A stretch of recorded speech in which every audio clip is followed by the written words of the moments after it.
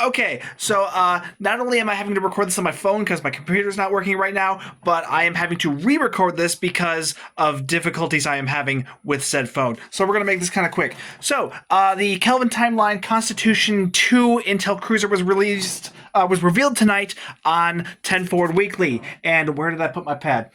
Found it. Okay, so we're going to run through this real quick because editing and filming a video on my phone is proving to be a huge pain in the butt. The Kelvin Timeline Constitution 2 Intel Cruiser is a standard cruiser, meaning it is not going to be able to use dual cannons or dual heavy cannons, and it's going to have nothing but tanking stats in its mastery. It does have a 5-3 weapons layout, which means it's already better than the Constitution 3. It has 4 device slots, like any cruiser does. It has 4 engineering console slots, 3 science console slots, and 4 tactical console slots. I kind of wish it had more in the engineering slots to make it better for ISO mags, but what can you do? In the bridge officer seating, it has a commander level engineering / intel seat. It has a lieutenant commander tactical / pilot seat, lieutenant commander universal seat, lieutenant universal seat, and an ensign level science seat. So overall, it's going to be pretty decent for an energy weapon build, but it's not going to be amazing. Like you could run surgical strikes on this thing because it is a full intel ship, but you're not going to be able to mix in cannons into that, so it's not going to be the best surgical strikes build like you would on something that could actually equip cannons, like, the legendary Kelvin Constitution. The bridge officer seating isn't bad. It's going to be good for an energy weapon build. I know people are going to be critical about the pilot seat being on the tactical seat. I know I was initially, but really the universal seating does make up for that, so you're really not going to be losing much there. Overall, though, this is going to be a fairly decent energy weapon boat, but the big downside is that it is a normal cruiser. If this had been like a battle cruiser or really anything that could also equip dual cannons, this would have been far better.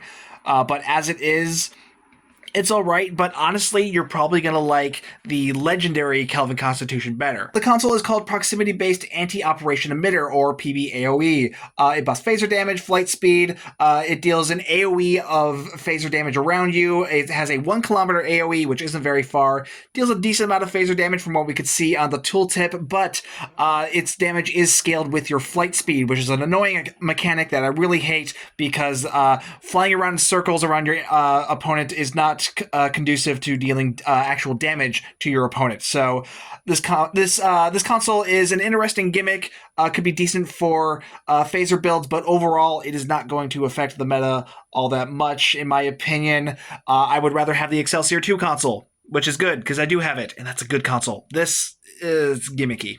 The Starship trait is kind of interesting. It's called Gravitational Nexus. Anytime you activate an anomaly bridge officer ability, so like Gravity Well or Tychon's Rift or Turbulent, stuff like that, you will create a gravitational nexus, and that nexus will give buffs to you and any allies within 5 kilometers of it. Those buffs will include a 20% buff to flight speed and turn rate, 20% bonus all damage to exotic damage abilities, and 20% bonus all damage to projectile weapons.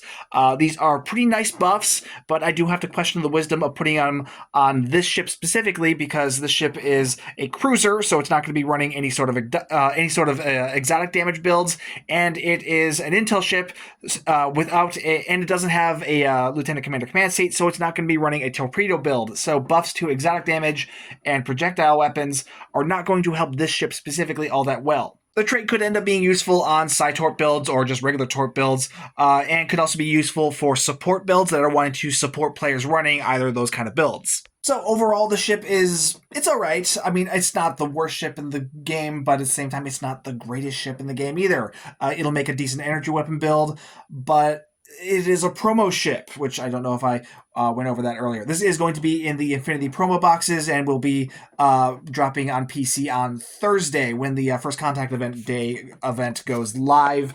And yeah, it's not a bad ship, especially if you like energy weapons, but it's not a great ship. But it is going to be an expensive ship. That's the problem with it right there. It's kind of in a similar boat to the Constitution 3. It's an okay ship, but it is very expensive, and that is going to affect just it's going to affect your access to it. Not only is it expensive, but it is a single character unlock ship. So if you really want to have the ship unlocked in your whole account, you're going to have to wait, 2 or 3 years for it to show up in a mud bundle. And even then, that's going to be minimum of $150 to get. Alternatively, there is the legendary Kelvin Constitution, which is available in the 10th anniversary bundle, which again is also very expensive. But at the same time, that is at least an account unlock, so you'll be able to reclaim that on all of your characters. And it comes with 9 other ships, which are also pretty nice. Oh, I should mention the costume on the ship, the Kelvin Enterprise A. It is kit bashable with the other Kelvin Constitutions, so the original heavy cruiser and the legendary version. You'll be able to swap those costumes if you own them, so you'll be able to mix and match those parts however you like. So yeah, overall, it's a fairly decent ship. However, I honestly don't feel like it's worth that promo ship price tag. So I wouldn't go out of my way to grab this ship from the boxes or off the exchange where it will be very expensive because promo box. However, it might be worth it to you to grab it from the event campaign next year. It won't be available in this one's because it's too new, but next year it will be available in the event campaign and any subsequent event campaigns. So yeah, that's the new ship. We also got a preview of 2 of the Dyson ships that are going to be coming soon. We got a preview of the Romulan and the Klingon version, and that's about all we saw. We just got to see pictures of the 2 ships. We don't get to see any actual stats yet. We probably won't see any actual stats until closer to the release, which I believe they said was in May. But yeah, they look kind of neat. I'm not totally sold on the looks. You guys know I'm very critical of the Dyson ships. I don't like the way the original ones look. These are better, but I'm still not super into them. And as you know, I don't like science destroyers because science destroyers are a flawed gimmick that really doesn't make any sort of practical sense in the game, in my opinion, because changing mode between science and tactical mode is useless without the ability to change your loadout along with it. Otherwise, you're just moving from one build to one type of ship to another with a loadout that is still suited to only one of those.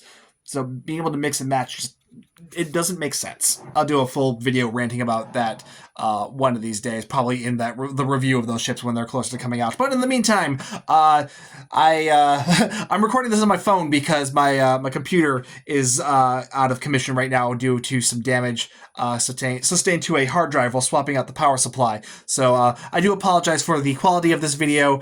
I know it's a little jank right now, but it is the best I can do in the current situation. I wanted to get a video about this ship as soon as possible because, news is news and it's only going to be news for so long. I also want to apologize for members. I'm not going to be able to do my usual outro clip with all your names scrolling on the thing because all of that is on said busted hard drive. So I just got to wait until the next one. So sorry about that, and sorry to the rest of you for the quality of this video, which I think I said already. But anyway, my name's Stu, and I will see you guys next time. Hopefully, on the computer, not on my phone, because my arm is getting tired. You guys want a closer look at the shelf since you guys don't really get to see this side of the room? Yes. Many, many models that I really need to do a better job of dusting. Now this shelf is very well organized. The rest of them, not so much. As you can see, I have a serious problem, and that problem is shelf space.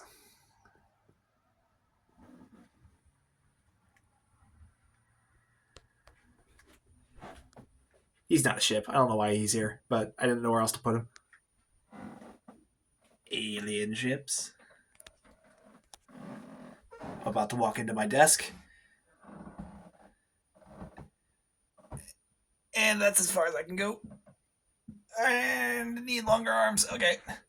And then there's the top shelf.